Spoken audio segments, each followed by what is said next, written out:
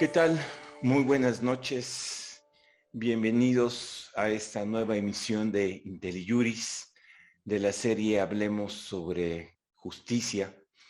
Bienvenidas, bienvenidos y aprovecho para desearles a todos, aunque estamos ya a 18 de enero, mis mejores deseos y los mejores deseos de IntelliJuris para todos ustedes durante este año, que esperamos vernos frecuentemente en nuestras emisiones. Esta emisión la hemos querido dedicar a la presentación de un libro que en realidad está al corazón del quehacer judicial, del quehacer de los abogados, que es la argumentación jurídica. El año pasado, nuestro buen amigo, el doctor Roberto Lara Chagoyán, publicó en la editorial Tirán lo Blanche un pequeño libro, pero que es muy importante por su contenido, que se llama Manual Mínimo de Argumentación Jurídica, la razón en la práctica. Reitero, es un libro en la editorial Tirán Blanche, coedición con el Tecnológico de Monterrey, Manual Mínimo de Argumentación Jurídica, la razón en la práctica. Y para hablar de su contenido, para hablar de por qué es importante la argumentación jurídica, por qué este libro importa, por qué es un manual útil para todos aquellos que nos dedicamos en la profesión jurídica a argumentar, valía la pena dedicarle un rato de nuestro tiempo para conocer de qué va este libro, qué trata, cuál es su argumento, cuál es su propósito y qué pueden encontrar ustedes en él. Y gracias en primer lugar al autor, a Roberto Lara Chagoyán, quien muy gentilmente aceptó que pudiéramos conversar sobre su libro esta noche. Y tenemos a dos presentadoras de lujo, amigas de IntelliJuris, que han estado ya presentes en muchas emisiones. La doctora Rosa María Cano, quien es sobre todo una abogada postulante experta en derecho electoral, que ha ejercido diversas funciones en la materia y cuya vida cotidiana es lidiar con la argumentación jurídica en materia electoral. Ya nos dirá qué tan bien, qué tan mal se argumenta en esa materia llena de política.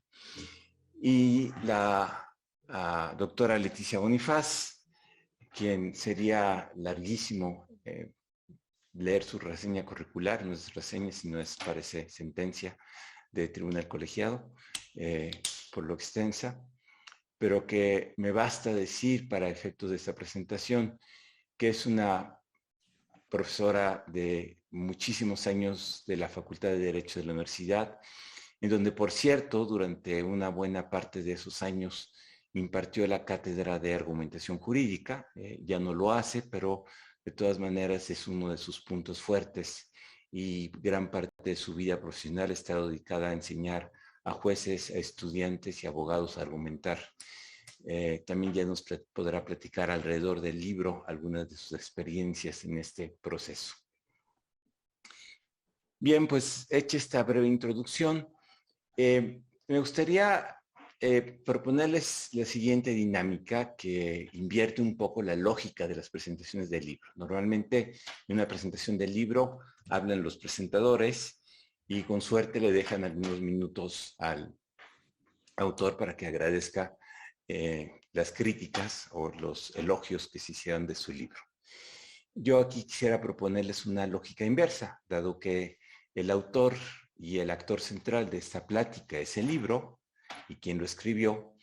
Me gustaría iniciar con Roberto y pedirle a Roberto, que es el autor, que nos platique un poco no solo sobre el libro, sino sobre el proceso de elaboración del libro, cómo lo hizo, qué retos enfrentó, qué quería transmitir, cuál es el resultado final, para qué sirve este libro, cómo debemos utilizarle, qué debemos buscar en este libro y cuáles, digamos, son sus tesis centrales, qué es lo que él quería exponer, entendiendo que es un manual básico, pero que tiene una intención pedagógica profunda.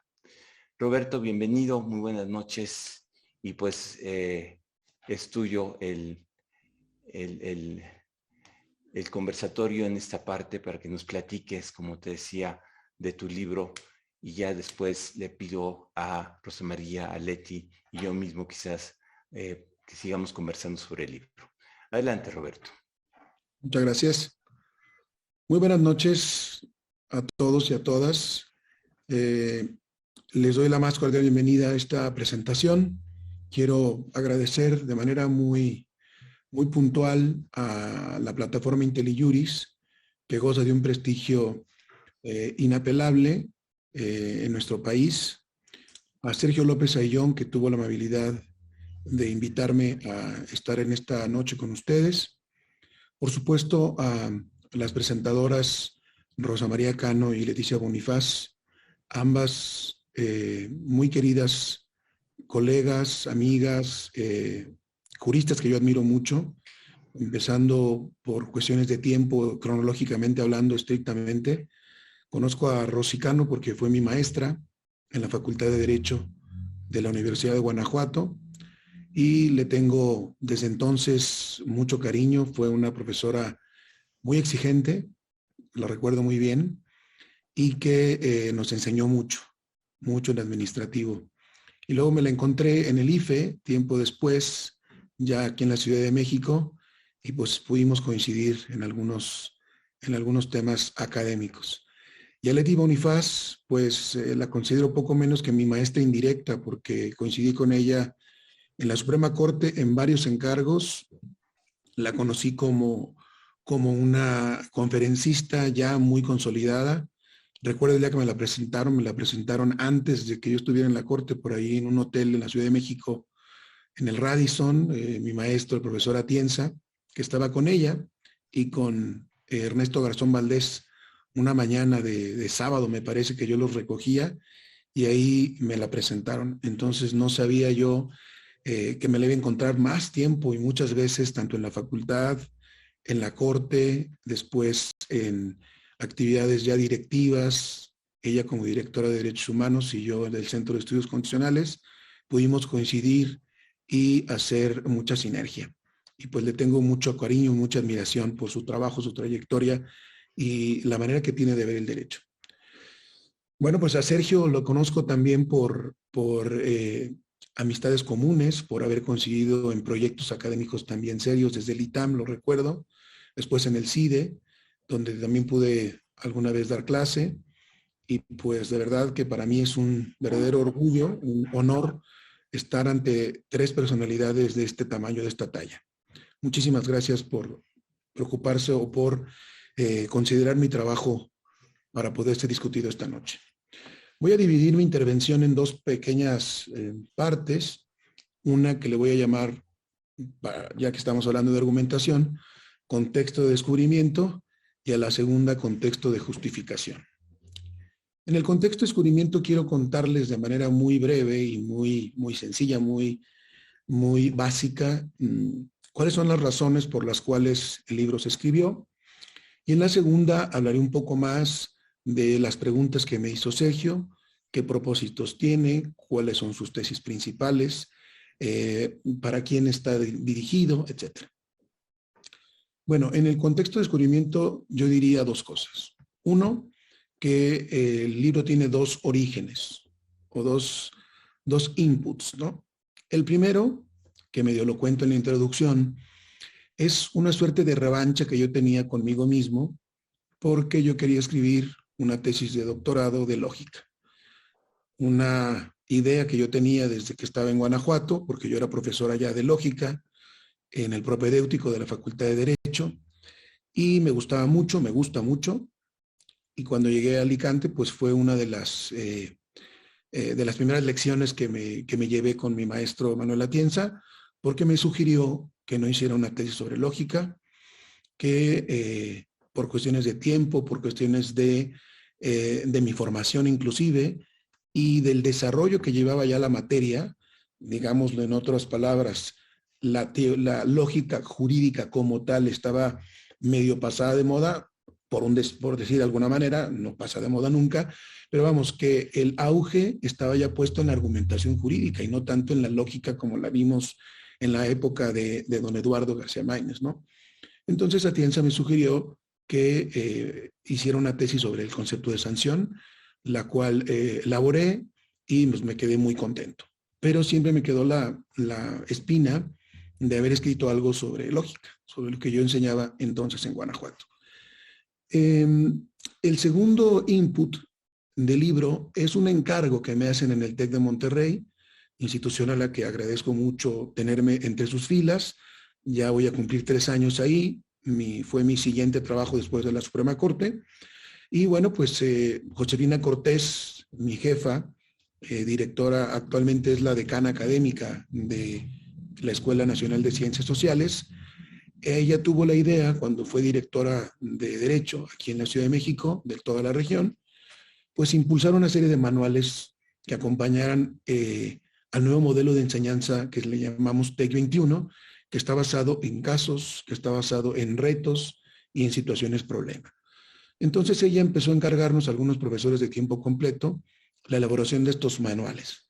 Y el primero lo elaboró Adrián Rentería, otro gran conocido nuestro, colega de Filosofía del Derecho, que está en Italia, pero que es de Chihuahua, y él hizo un manual de teoría del derecho, manual mínimo, que le quedó de verdad muy bien, y fue el primer manual que surgió. Después surgió el que yo elaboré, y estamos ya por sacar el de penal en los próximos meses. Bueno, pues la idea es que estemos produciendo materiales nuevos, frescos, orientados a la enseñanza por casos, a la enseñanza práctica del derecho, orientada a la práctica, pues, y esa fue la segunda razón. Entonces ahí yo traté de unir las dos razones, ¿no? Mi revancha personal y por otro lado el encargo que me habían hecho. Y bueno, pues me puse a trabajar en el libro.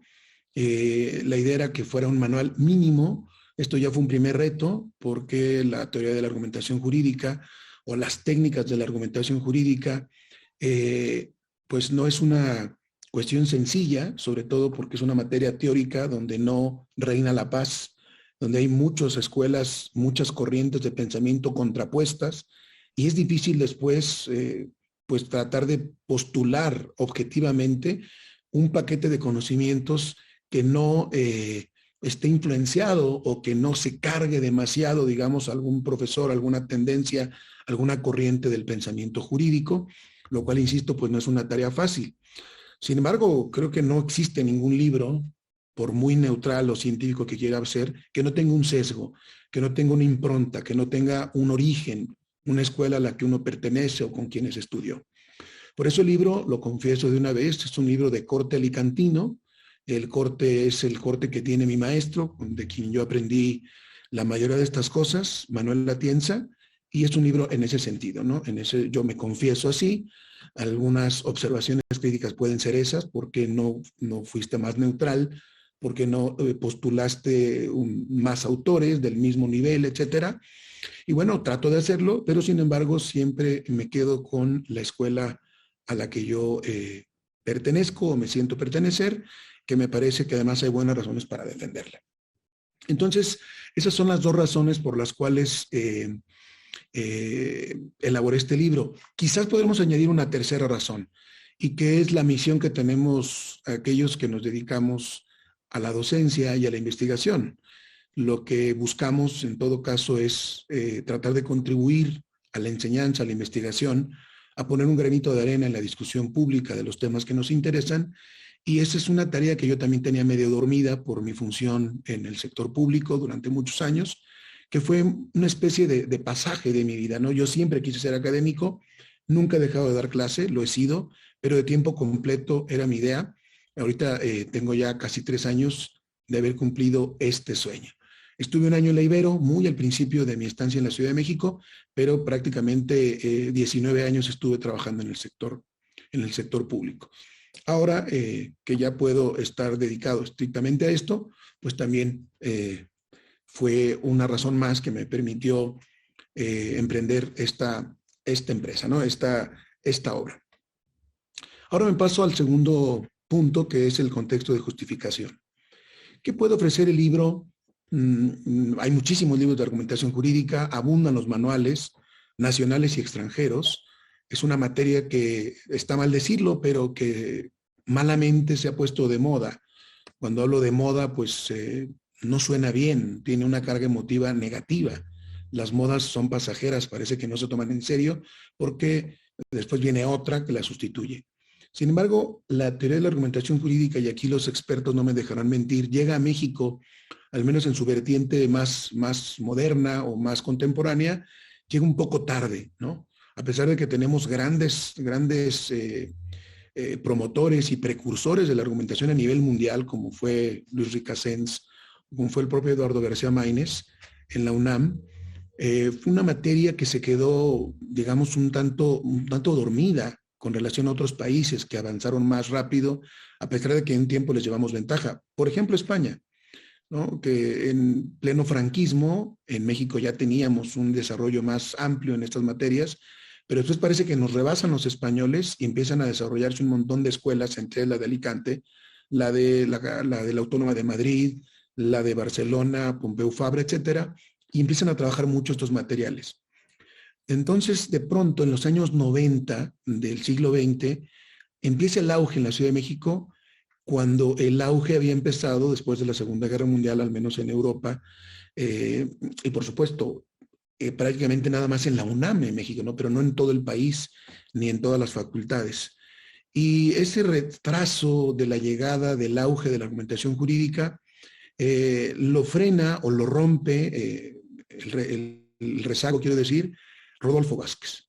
Creo que es de todos conocido que Rodolfo Vázquez da un impulso, no es que lo haya inventado, pero él dio la apertura que nadie había dado, que muy pocos habían dado en México, sobre todo en una institución tan noble como el ITAM, en la que él empezó a invitar precisamente al profesor Atienza, precisamente a Ernesto Garzón Valdés, a Ricardo Guastini, a Comanducci, a los profesores norteamericanos como Owen Fisk, como Robert Bort, a hacer el seminario García Maínez en el ITAM, y empieza entonces una especie de boom de la argumentación en México, y más o menos cuando yo me doctoro, que regreso a la Ciudad de México todavía en el último día del año 2000, prácticamente en 2001, pues no tenía tanto tiempo de desarrollo, al menos de moda o de boom, esta materia de argumentación jurídica. Y en eso, pues yo me incorporo a trabajar acá en la academia primero, pero inmediatamente me voy a la práctica, primero en el IFE y después en la Suprema Corte de Justicia. Y empiezo a dar clases, mis primeras clases que di con el ministro Cosío, que en ese tiempo era el director del Departamento de Derecho del ITAM, fue precisamente esta materia, ¿no? Que allá le llamamos metodología jurídica, pero lo que dábamos era argumentación jurídica. Y empecé a trabajar la materia, la empecé a desarrollar prácticamente en el mismo nivel que yo la había aprendido en Alicante, y pues quiero confesarles y quiero decirlo aquí en público, que esa experiencia fue creciendo para mí, se fue enriqueciendo gracias a que al mismo tiempo estaba yo practicando el amparo en la corte, y que entonces los autores, las corrientes, las escuelas que yo enseñaba en el ITAM sabían a poco, eran demasiado densas, demasiado abstractas, no tenían una salida práctica. Pero con el paso de los años, la materia la di 10 años en el ITAM, fue que fui consolidando yo un curso práctico de argumentación jurídica que podía haberse llamado Argumentación Jurídica y Juicio de Amparo.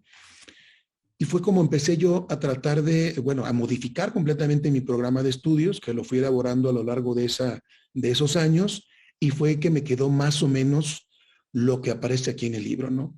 Este es un poco el temario que yo vine construyendo durante muchos años que di esta clase después del ITAM, pues me fui a otras universidades a continuar con esta tradición que no he abandonado afortunadamente y que me gusta mucho. Entonces, aquí entra el tema de la corte. La corte, yo siempre lo he dicho, es para mí como otra universidad. Me permitió entender mejor la teoría, me permitió sacarle provecho, aplicarla en casos reales. Me tocó, construir sentencias, construir dictámenes que me dictaminaran a mí, dictaminar yo también a otros. Y eso fue enriqueciendo desde mi punto de vista el temario que yo daba entonces en el ITAM. ¿Cuál es una de las ventajas que yo le veo al libro? Que tiene dos lenguajes. Intenté enlazar o tejer, digamos, un lenguaje teórico, digamos que no desmerezca, que si lo lee un profesor, una profesora de filosofía del derecho, sepa que tiene bases, que no son cosas inventadas o que no es algo sacado de la manga, que hay lecturas detrás, que hay un aparato teórico, un aparato crítico detrás, ¿no? Ese es un lenguaje que trato de cuidar. El otro lenguaje, que creo que es todavía más importante, es el hablarle de este lenguaje teórico a los juristas prácticos. En principio a los estudiantes que empiezan a trabajar en despachos, en tribunales, etcétera, y que quieren hablar, permítaseme esta metáfora, quieren hablar con los gigantes de la argumentación, pero no tienen tanto tiempo para hacerlo y necesitan rápidamente, quieren imponerse, quieren entender, hablar de tú con Alexi, con McCormick, con el propio Atienza, con Nino, etcétera, y traté yo de trazar este puente con un lenguaje que puedan entender los juristas prácticos, los jueces, los secretarios de estudio y cuenta, los oficiales, los estudiantes de derecho, sin que se descuide la otra parte teórica. Entonces yo creo que el libro está escrito no para filósofos del derecho, no tiene lenguaje filosófico duro, sino para un jurista medio que conozca, que pueda, bueno, que tenga algún conocimiento básico, digamos, de la teoría del derecho, pero que no necesite un conocimiento tan experto. Sin embargo, pueda rápidamente traducirlo a una sentencia, a una demanda, a unos agravios, a algún estudio, a alguna asesoría, etcétera. Y me parece que esa es una de las intenciones del libro.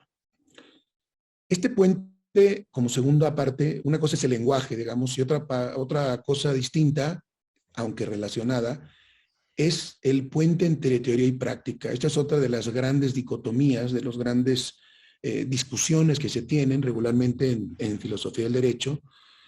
¿Qué tan teórico o qué tan teórica debe ser la enseñanza, digamos, o qué tan práctica debe ser la enseñanza? Y aquí podemos hacer muchos binomios y muchas combinaciones, y yo lo resolvería como lo ha hecho el profesor Atienza, precisamente, ¿no?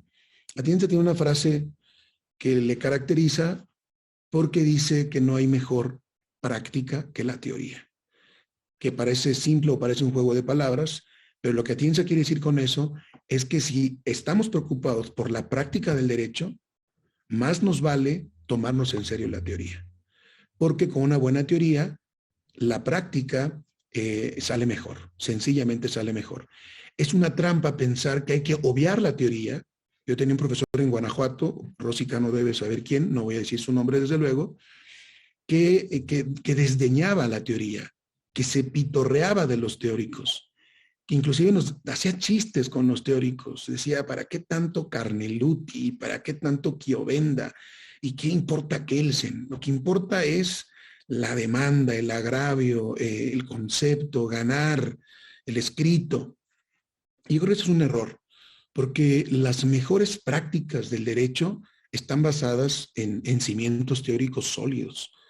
De otro modo, nos hacemos más técnicos o más como aquel mecánico chambón de la esquina del barrio, que es buenísimo, pero que no sabe teoría mecánica, que no es un ingeniero mecánico, que sabe arreglar el coche porque tiene mucha experiencia como un coyote, pero no sabe, no es consciente científicamente del saber y del hacer que está llevando a cabo. Por supuesto, queremos que nuestros estudiantes universitarios no sean unos mecánicos chambones, sino que sean unos ingenieros en mecánica automotriz, para que sepan arreglar el coche, pero además sepan qué le pasó al coche realmente, ¿no? Entonces, en tercer punto, ya hablé del lenguaje, del puente entre teoría y práctica, que me parece fundamental y consolidado, es el destinatario del libro. El destinatario primario, dado que fue un encargo del TEC, es el estudiante de Derecho, estudiante de licenciatura en Derecho. Cuando me puse a pensar en esos años de Alicante, perdón, del ITAM, en esos años que he dado clases en otras universidades, en la UP, por ejemplo, en la Universidad de Guanajuato, en la maestría, en muchas otras universidades, en el Poder Judicial, muchas veces en el Consejo de la Judicatura, en la Escuela Judicial, que también tuve muchas oportunidades muchas veces de dar esta materia. Yo me pregunté, ¿qué temas, qué mínimo debía tener un alumno para rápidamente poner en práctica los conocimientos teóricos de la argumentación jurídica? ¿Qué salidas, cuáles eran las preguntas que me hacían los alumnos? ¿Qué querían saber? ¿Cuáles eran los a veces faltantes que yo detectaba en algún curso de mis alumnos que yo quería que no faltara en mi temario? Y por supuesto que me diera el tiempo para hacerlo. Entonces, pensando en los alumnos, pensando en lo que el alumno me ha estado diciendo durante todos estos años, que quiere saber pronto, bien, y que rápidamente tenga una salida práctica, fue que se me ocurrieron estos, bueno, no se me ocurrieron, sino que seleccioné estos 10 temas, ¿no? Son 10 temas muy generales que me costó trabajo delimitar en un decálogo, así en una lista de 10, porque habrá buenas razones para quien crea que falta alguno o que sobra alguno, ¿no? Pero bueno, yo pensé que entonces había primero que responder de manera muy sencilla con un caso, qué es y para qué sirve la argumentación jurídica, que es el capítulo 1. Después, la función del lenguaje, la función argumentativa del lenguaje, porque pues no solamente el jurista argumenta, esto también ha sido un exceso, ¿no? A veces una mala interpretación de las tesis de Atienza, que el derecho solo es argumentación. Por supuesto que no. La argumentación es muy importante en el derecho, pero el derecho es algo más que argumentación, son más cosas.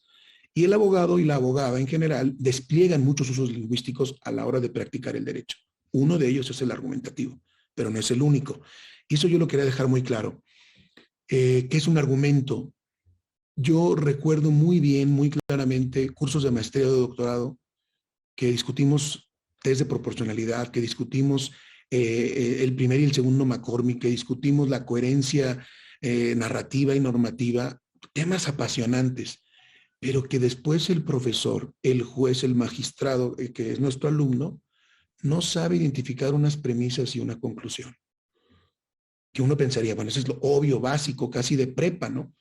Bueno, pues esa es una de las falencias que yo he detectado en la enseñanza de la argumentación jurídica que he podido conocer. Parece que muchos profesores lo vemos eso tan básico que no nos preocupamos demasiado en esos temas. Y me parece que mucho gana un alumno, sobre todo un jurista práctico, que cuando está analizando agravios, sentencias o construyéndolas, sepa distinguir la conclusión de las premisas, la tesis de las razones. Y por eso le dedico de manera también, trato de hacerlo muy plástico, la identificación de premisas y conclusiones. Después, temas centrales, conceptos básicos como son validez, deducción, inducción, abducción, justificación interna, justificación externa. Estos temas que dan forma a los argumentos es el siguiente tema. Luego, por supuesto, no puede faltar una tipología de razones, tipos de razones, otro de problemas jurídicos, una segunda tipología y una tercera de argumentos jurídicos.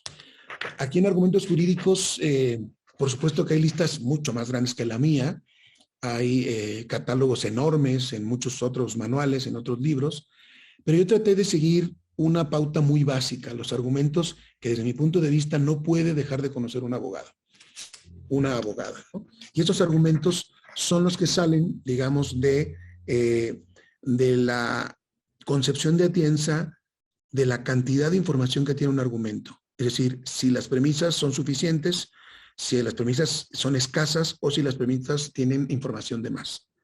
Y en esa información o en esa tesis de la cantidad de razones o de la cantidad de ingredientes que tiene un argumento, es que salen estos argumentos. Primero, además de distinguir subsunción, adecuación y ponderación, el argumento a contrario, la analogía en sus diferentes vertientes, el argumento a fortiori y la reducción al absurdo. Hay muchísimos más, desde luego, pero yo considero que estos, al menos por el tema de la cantidad de información, no pueden faltar. Una tipología más, las falacias. Esos argumentos que parecen buenos, pero que en realidad no son argumentos, porque tienen por ahí una falla, un engaño, tratan de persuadir, pero de mala manera, digamos, ¿no? Tratando de vender algo como argumento cuando en realidad no lo es. Después, el tema 9, el punto número 9 fue los criterios de evaluación, que me parece un tema central. Herramientas que puede tener el estudiante para evaluar un argumento. Y es muy práctico cuando uno trabaja en tribunales o cuando uno trabaja en despachos o en cualquier lugar donde se requiera un análisis y una crítica de argumentos, que creo que es la materia central, como decía Sergio, de cualquier jurista. Por eso aquí en la evaluación ofrezco, digamos, unas metodologías muy básicas. Una del propio Manuel Atienza, con su triada de la concepción formal, material y pragmática. La de McCormick también es muy conocida, entre casos fáciles y difíciles, coherencia, etcétera. Y una propuesta que yo tengo, que yo vine forjando en la Corte, que es una cuestión relacionada con la simplificación de las sentencias, con la redacción, con la reducción digamos, del espacio o de la información que tienen. Y fue un trabajo que hicimos con el ministro Cosío durante los años que trabajé junto a él allá en la Corte. Fue una encomienda que él me hizo y que de ahí surgió una pequeña metodología que ahora la he escrito en otros lugares, ahora la traté de poner aquí en el libro como una estrategia metodológica, un criterio de evaluación más, perdón. Después viene el último tema, el número 10, que es el de las estrategias metodológicas.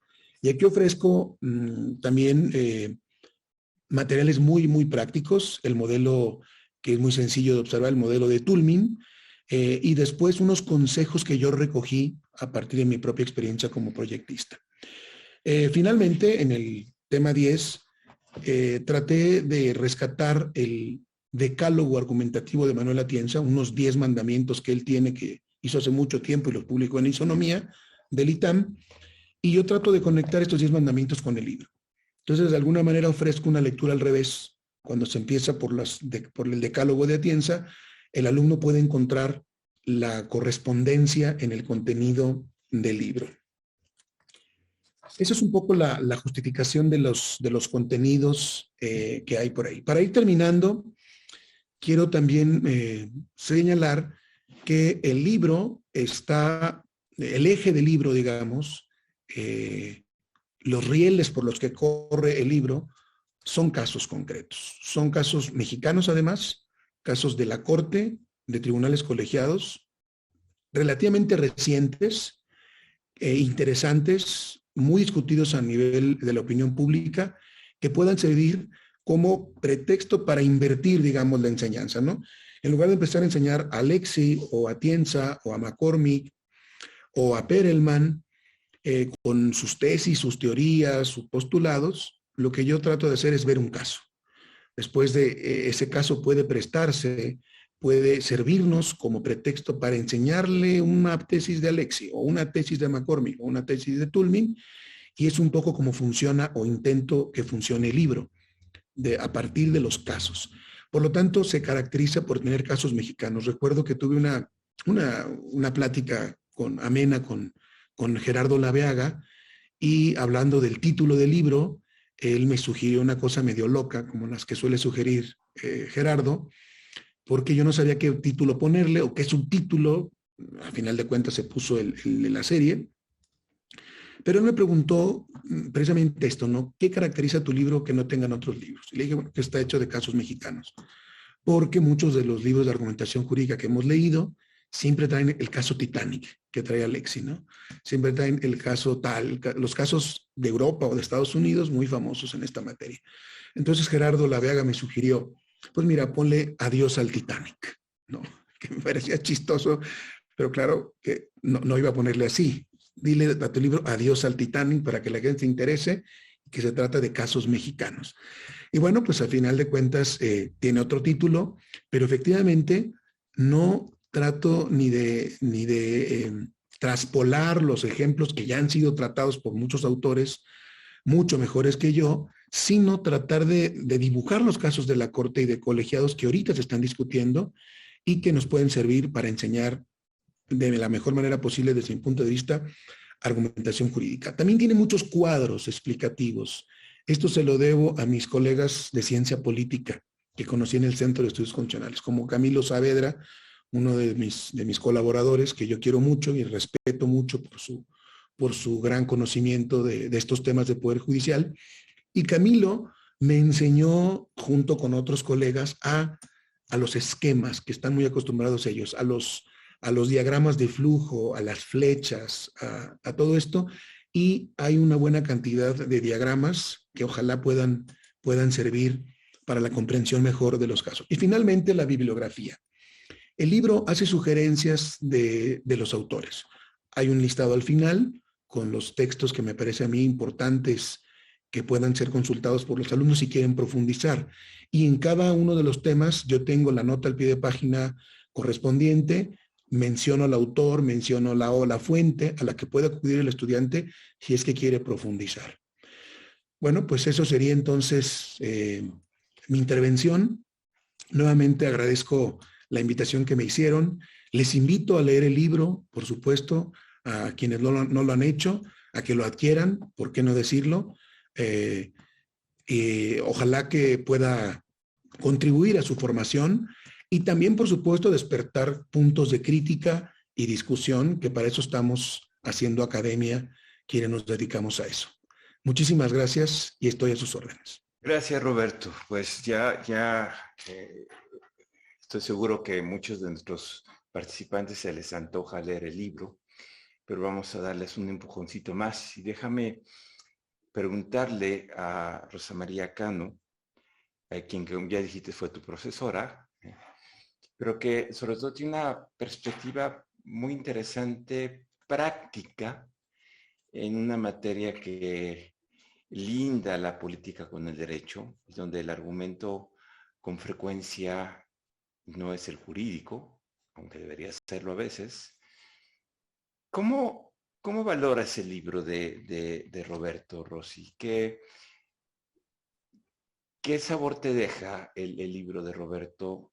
¿Qué le dirías al público? ¿Qué te interesa? ¿Qué te sirve? ¿O qué nos sirve? ¿No? ¿Y qué crítica le harías también para que no sea solo elogios, sino también que podamos contribuir a debatir alrededor de algunas de las tesis que postula Roberto? Bueno, pues muchas gracias por la invitación. Muchas gracias, Sergio. Muchas gracias, Roberto, por esta invitación a comentar el libro. Y bueno, el sabor de boca que te deja la lectura del libro de Roberto, pues es muy agradable. Eso es lo primero que yo tendría que decir.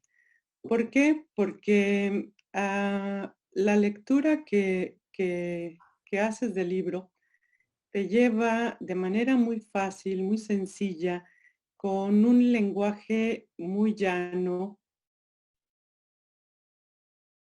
si bien tiene toda una construcción metodológica atrás, todo un aparato crítico, lo que tú percibes es una gran capacidad de expresión y una gran capacidad em, de didáctica en el libro. Y eso es un gran logro que se tiene en esta obra. Y bueno, una de las cosas que yo veo, y es el gran mérito que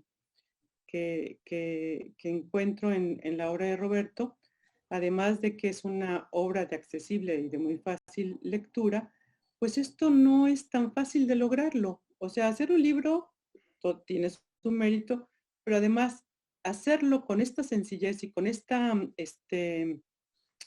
compaginar la teoría y la práctica, pues la verdad es un arte. O sea, yo diría que en este libro Roberto logra sintetizar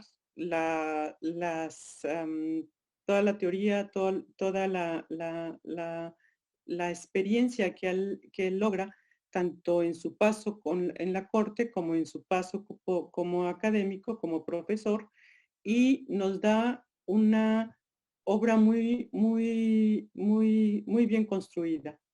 Él, de manera eufemística, podríamos decirlo, le llama que es un manual de mínimo. Sin embargo, es una obra profunda. Es una obra que te lleva de la mano por todas las el ABC de la argumentación jurídica, ¿no?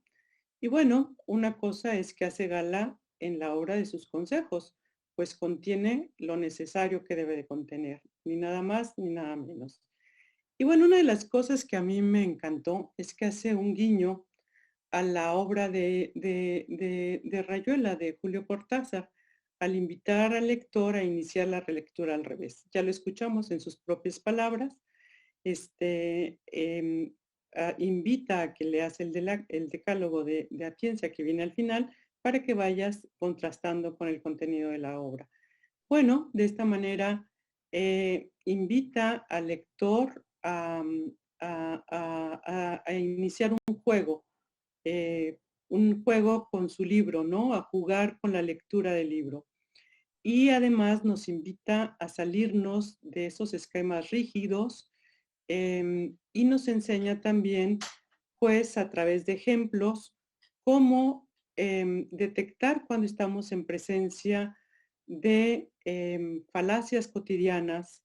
Y esto es algo que agradezco muchísimo en la obra, porque nos lleva a ubicar argumentos que cometemos o más bien nos lleva a ubicar en el apartado de falacias, que es uno de los que a mí más me gustó, nos lleva a ubicar muchas veces errores que cometemos en la vida normal, a la hora que estamos debatiendo, a la hora que estamos presentando una pretensión o a la hora que estamos construyendo una sentencia. Y bueno, yo los invito a que lean este capítulo y detecten en cuáles son los errores que uno comete a la hora de presentar un argumento. Pero yo quisiera, ¿qué aporta el libro de Roberto? Porque es un documento que debemos, o un libro que debemos de tener como referencia? Porque además de que nos dice qué es argumentar y para qué sirve argumentar, tiene una estructura, ya lo señalaba a través de la práctica de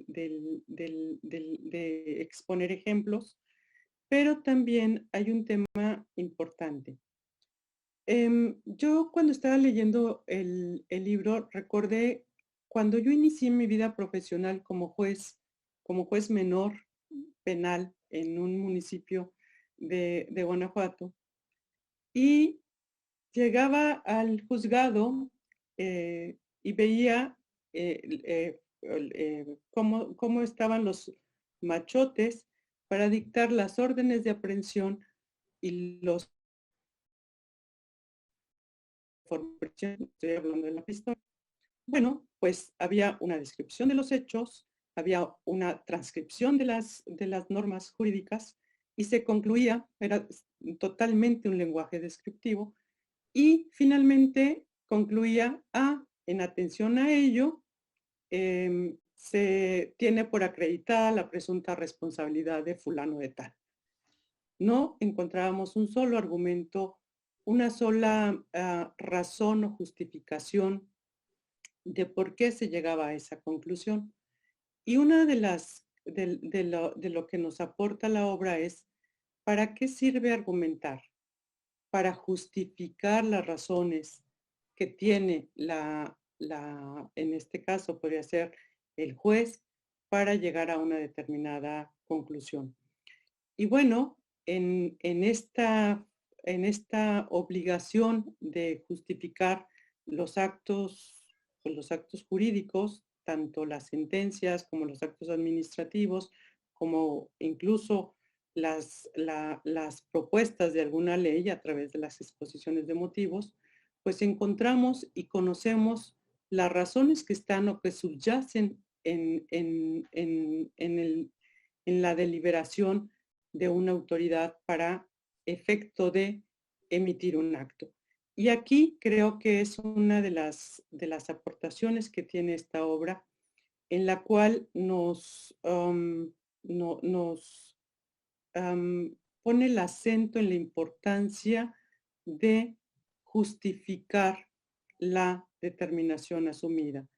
Y esto en los tiempos que corren creo que es de suma importancia, porque el vicio que yo les comentaba que detecto cuando llego como juez es un vicio que persiste.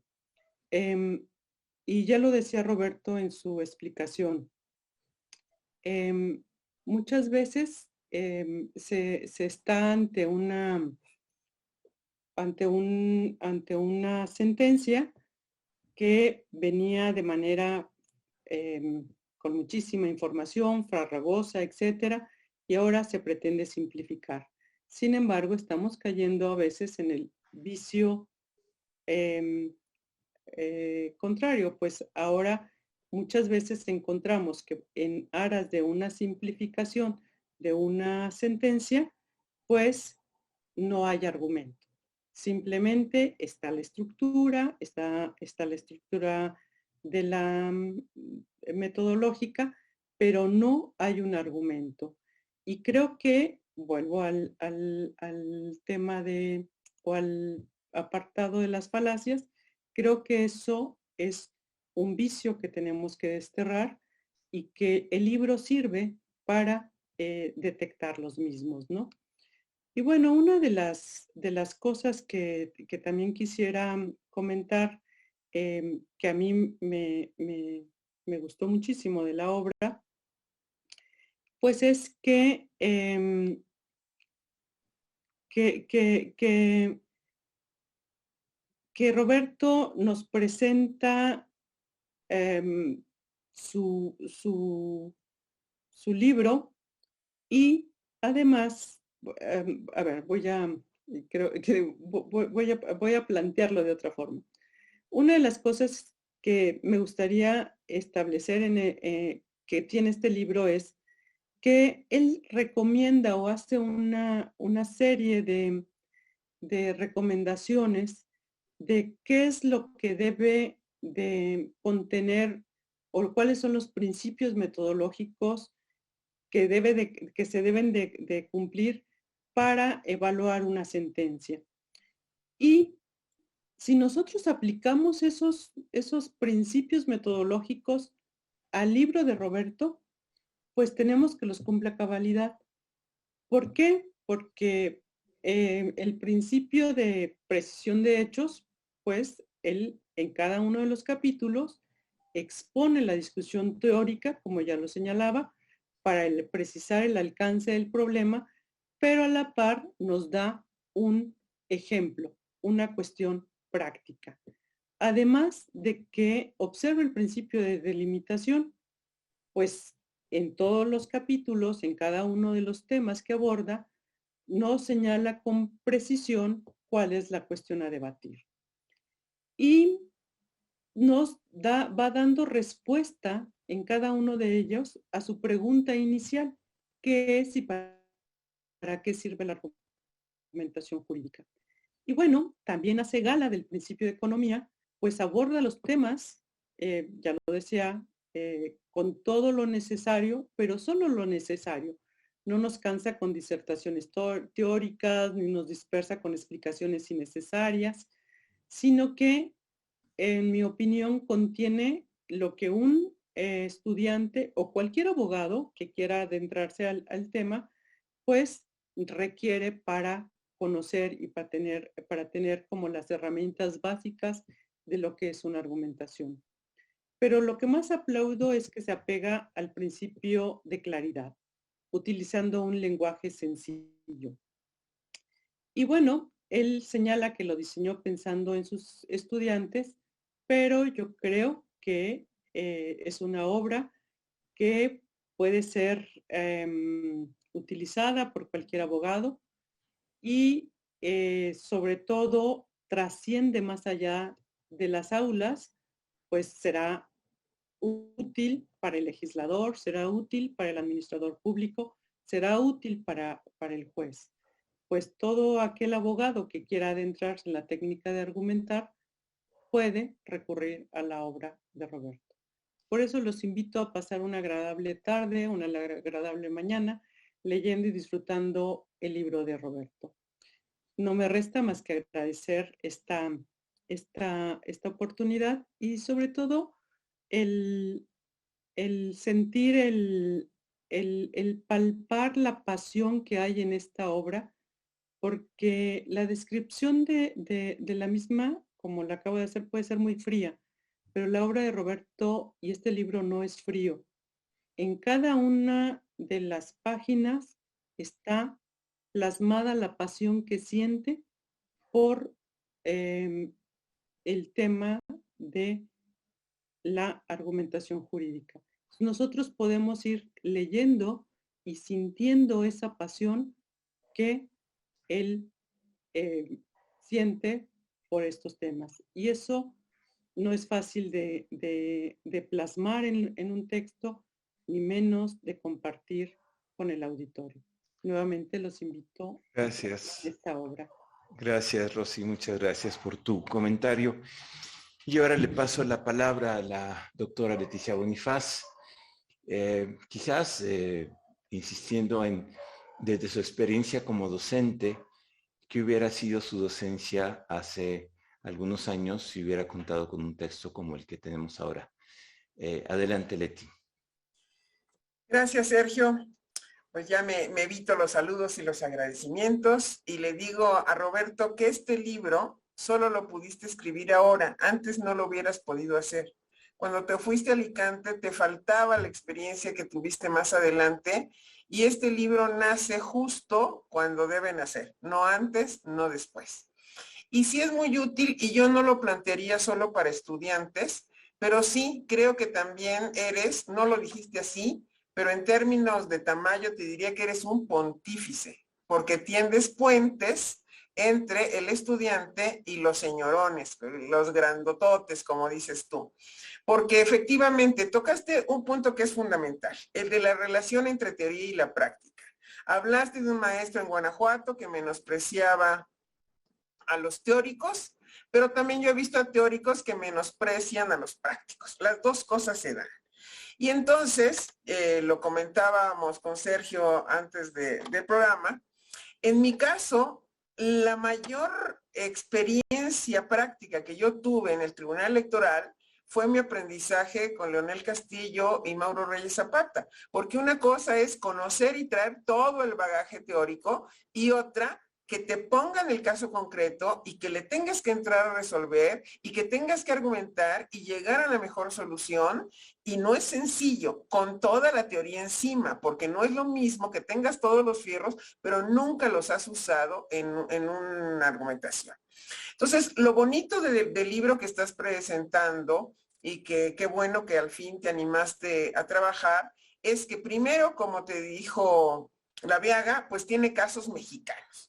Ya nos olvidemos de los ejemplos de siempre, ya nos olvidamos de casos de Estados Unidos o de España, son los casos mexicanos. Yo en particular leí cómo había sintetizado y analizado el de los testigos de Jehová y la transfusión de sangre, y recomiendo a quienes nos están viendo que lo revisen, porque fue algo que discutí con el ministro Cosío y con Rayo como proyectista, porque en el momento que vi el voto de José Ramón tan discordante con lo que yo pensaba que debía haber sido la solución, tuvimos esta intervención y tú lo señalas muy bien. A ver, es el caso de unos testigos de Jehová que no querían que hubiera transfusión para su hijita, pero se le da aviso a la Procuraduría del menor que determina que sí se le debe dar la transfusión, pero después ya vienen unas decisiones respecto de quimioterapias y cosas así,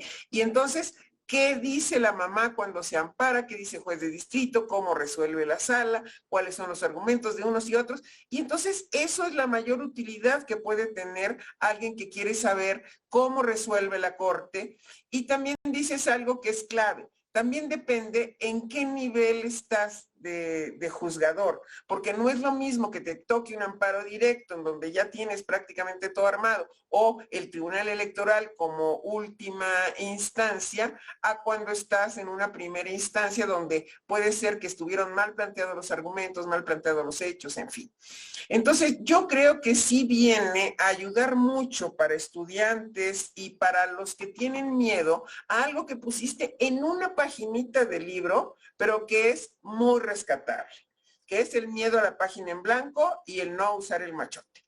El libro tiene un llamado a decir, a ver, cada vez que alguien va a empezar a proyectar, dice qué caso semejante tenemos, lo pongo, le voy cambiando los nombres y sucede lo que dijo Rosa María. A mí me tocó enfrentarme cuando me pidieron análisis de por qué trabajaba mal la policía de la Ciudad de México en las puestas a disposición y trabaja mal por el machote. Yo dije, estaba analizando casos de narcomenudeo y decía yo, no hay un solo narcomenudista zurdo, porque todos guardan el polvo blanco o la hierba verde en la bolsa derecha del pantalón. No puede ser. Pero es el machote que se va poniendo, le cambio los gramos, le cambio el peso y ya con eso cambia, ¿no? Entonces le cambio la dirección, no sé, las cosas. Entonces cuando tú dices, a ver, no le tengan miedo a la innovación, no le tengan miedo a la página en blanco, no tengan que ver qué otro caso hubo para empezar a rellenar. Y aquí yo les digo que tuve la experiencia cuando se dieron los primeros casos de extinción de dominio, donde las juezas tenían, y lo puedo decir porque fue una experiencia compartida, mucho miedo porque nunca antes nadie lo había hecho. Y así como me tocó ver con Leonel y Mauro la emoción de nadie lo ha hecho, hay muchos casos de jueces en donde dices, qué pavor porque no lo he hecho, más que de los jueces de los proyectistas.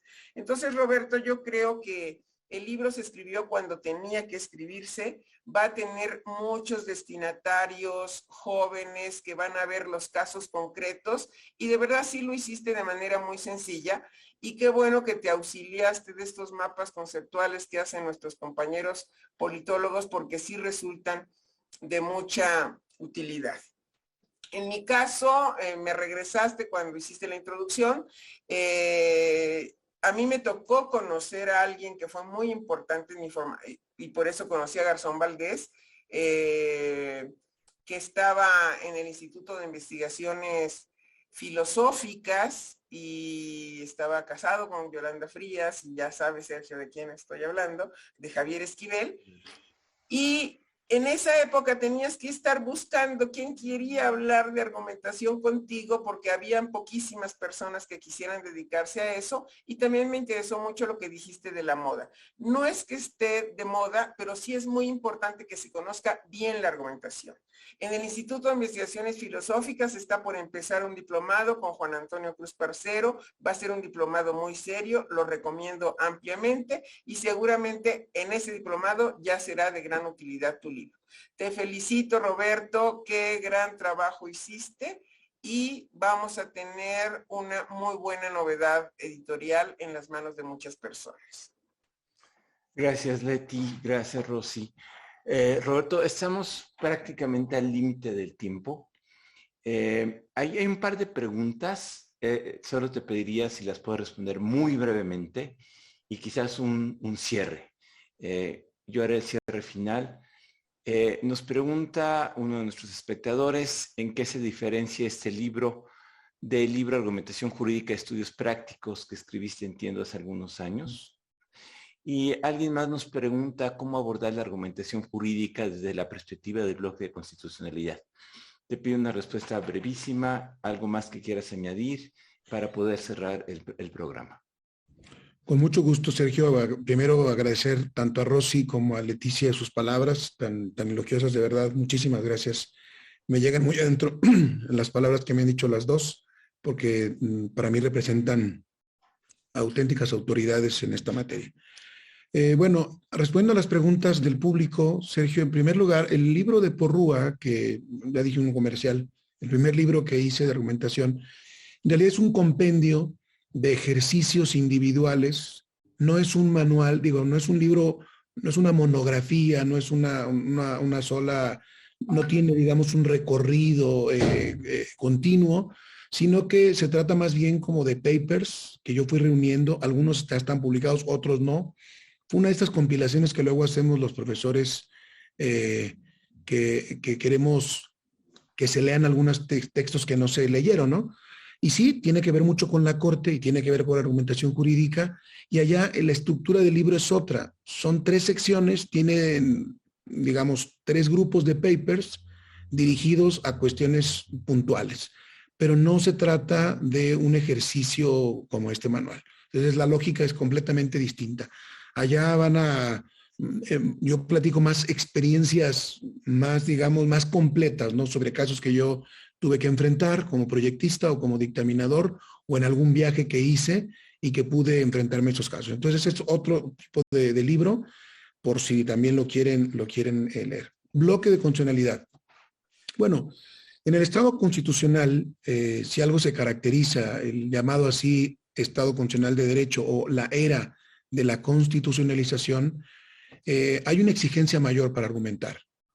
Siempre en el Estado legal también se debe argumentar, pero la carga crece cuando hablamos de un Estado constitucional como un ideal regulativo. Yo no voy a hacer una disquisición ahorita de ciencia política o de antropología o de sociología jurídica. Yo no sé si lo tenemos o no, pero es una aspiración. Tendríamos que pensar que vamos hacia allá, hacia un Estado donde la Constitución y los derechos humanos sean el centro de gravedad de la discusión pública y privada, por supuesto. Y si nosotros nos creemos ese postulado como un ideal regulativo, entonces más nos vale profundizar, perfeccionar nuestras habilidades argumentativas, porque el Estado constitucional demanda más que el Estado legal la argumentación. Esa sería mi respuesta. Y para terminar, el último comentario que quiero hacer, tomando una de las ideas tanto de Rossi como de Leticia Bonifaz, es el de la página en blanco y lo del machote. Es una anécdota rápido. En la ponencia del ministro Cosío estábamos divididos en 3 grupos. Los académicos, los del Poder Judicial consolidados que venían desde ser oficiales y los abogados litigantes. Eran 3 grupos que José Ramón invitó a entregar su primera ponencia o la primera conformación de la ponencia. Yo recuerdo que había unos gustos encontrados, digamos, sobre todo entre los teóricos, entre los académicos y los del Poder Judicial. Cuando al Poder Judicial le llegaba un caso que no estaba en la jurisprudencia, que no estaba en un antecedente, se ponen a temblar como terrible, no saben qué hacer. Y casi aventaban el caso. Yo no quiero esto porque no tiene precedente. ¿Qué voy a hacer con él? Y eso es justo lo que nosotros buscábamos, porque a nosotros nos aterraba lo contrario, porque nosotros queríamos empezar de cero y siempre llegaba alguien, no, es que eso ya está resuelto, es que ya tiene jurisprudencia, es que no viste este precedente, es que no viste lo que dijo la sala. Entonces a nosotros al revés, ¿no? A mí me aterraba un caso que ya estuviera resuelto, con precedente, y echábamos intercambio. Oye, pásame los casos esos raros, locos, que yo los voy a hacer con mucho gusto, y yo te paso los que ya tienen resuelta la cosa, ¿no? Adelante. Y eso creo que ayudó mucho a la ponencia, a ese tipo de intercambios y de sinergia, de intercambiar las fuerzas que teníamos unos y otros, y nos ayudó mucho a ambos grupos. Yo lo recuerdo muy bien, tuve grandes maestros y maestras de amparo. Ahorita recuerdo mucho a la licenciada Dolores Rueda, fue mi maestra de amparo informal, porque me enseñó, casi me tomó de la mano para soltarme ese amparos fiscales, que son los que nos tocaron al principio por el exceso de asuntos que había cuando llegó el ministro Cosío a la Corte. Y pues nada, nuevamente agradecer en este caso ya a los que tuvieron la amabilidad de estar presentes virtualmente en esta sesión, invitarles a que lean el libro y estar atento a sus observaciones y a sus comentarios. Muchísimas gracias. Gracias, Roberto. Yo déjenme cerrar. Una de las muchas cosas que cuenta Roberto en el libro es un caso donde había un documento que tenía 40 y tantas páginas y que Roberto resume en media cuartilla. Y un ministro se asombra y dice, esto no está serio, ¿no? Y Roberto le explica que eran, déjenme decirlo coloquialmente, 44 páginas de rollo y un argumento. Y es una realidad cotidiana que encontramos, ¿no? Sentencias, decisiones administrativas, demandas llenas de páginas y páginas y páginas y páginas de, iba a decir argumentos, pero justamente lo que no son, de cualquier cosa, ¿no?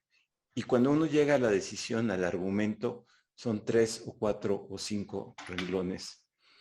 Y yo creo que eso nos hace falta, Roberto, y qué bueno que tu libro nos ayude a valorar, a evaluar, a entender, porque así aprendemos también, ¿no? Esta habilidad, esta técnica, esta metodología, incluso alguien diría esta arte, ¿no? De tener un buen argumento, que es lo que viene a contribuir a fortalecer el Estado de Derecho. Por esa misma razón creo que tu libro es valiosísimo. Ojalá muchos de nuestros lectores, de nuestros participantes, lo lean. Les pusimos ya en el chat donde lo pueden encontrar en línea. Y ojalá también lo compartan con sus alumnos, con sus colegas, con sus compañeros de trabajo, y que vayamos todos mejorando esta gran virtud que es poder argumentar bien. Muchas gracias, Roberto. Muchas gracias, Rosa María. Muchas gracias, Leti. Muchas gracias a todos y todas a quienes nos acompañaron esta noche. Los invito a volvernos a ver en un mes en la serie Hablemos sobre Justicia de IntelliJuris. Buenas noches, muchas gracias. Buenas noches, nada más echamos de menos el vino y el queso, porque estas cosas sin vino como que no se... Pero cada quien tiene la posibilidad de hacerlo en su casa. Abran su botella, saquen su quesito y brindemos por el libro. Muchas gracias. Muchas gracias a todos, gracias, de verdad, muy amables. Hasta luego, buenas noches.